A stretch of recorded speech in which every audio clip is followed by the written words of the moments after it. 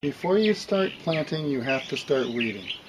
Make sure you remove all the non-native debris and all the non-native weeds.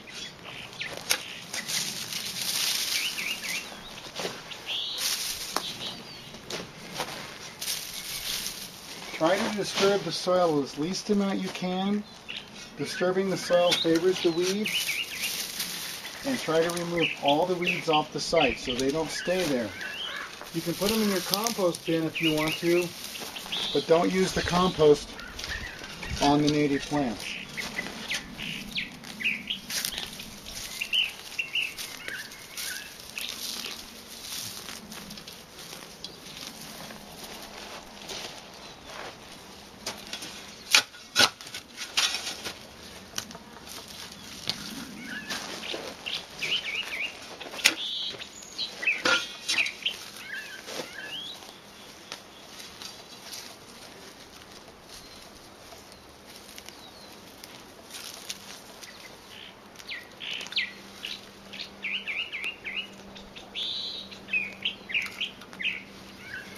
Weeds are kind of like an infection.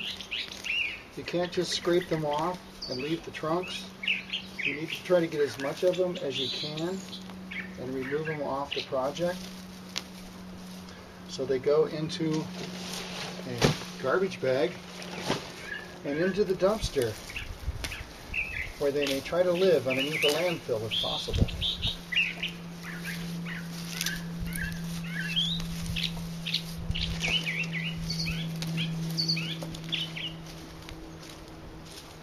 Or you can put them in your compost bin to reinfect your garden later on if you wish to. But I personally like the garbage bag treatment.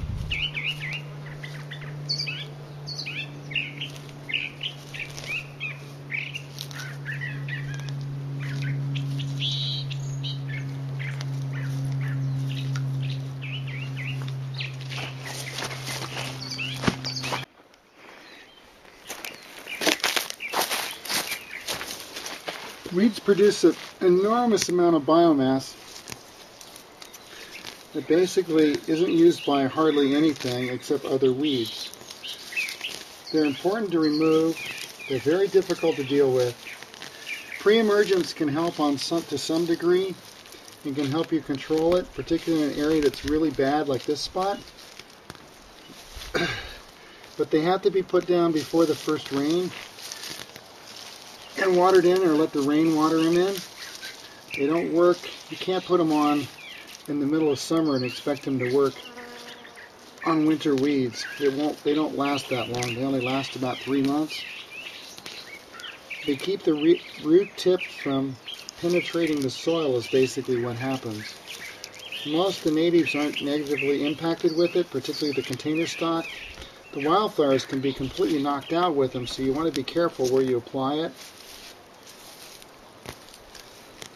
Fairly benign unless used in massive overdoses. There's misleading information about it all over the place. Basically, small applications to help bring back a spot doesn't really probably hurt the environment, probably helps it. Large repeated applications in hundreds of acres a year probably is very, very negative. And why somebody is using it on hundreds of acres a year in massive applications is absolutely beyond me. A farmer that does that is losing money. If you replant a site with natives, as you clean it up, generally you'll inhibit the weeds until something screws it up again. Disturbance favors weeds. Fire favors weeds, because fire is a disturbance. Burning off an area favors weeds, and it'll often come back straight weeds.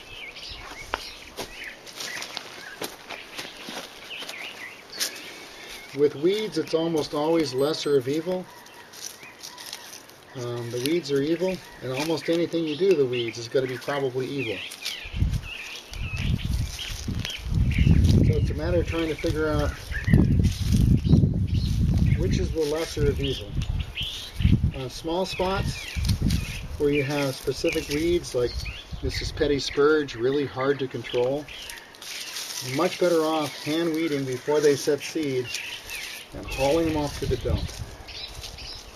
That removes the seed bank, which can sit there for 4 or 5 years waiting to come back. Let me rephrase that. Removes most of the seed bank. You never get rid of all this. There's no 100% on anything. But you can knock it down to where instead of spending 10 hours to weed a 20 by 50 foot yard, you can spend 10 minutes. Which frankly is a whole lot more pleasurable.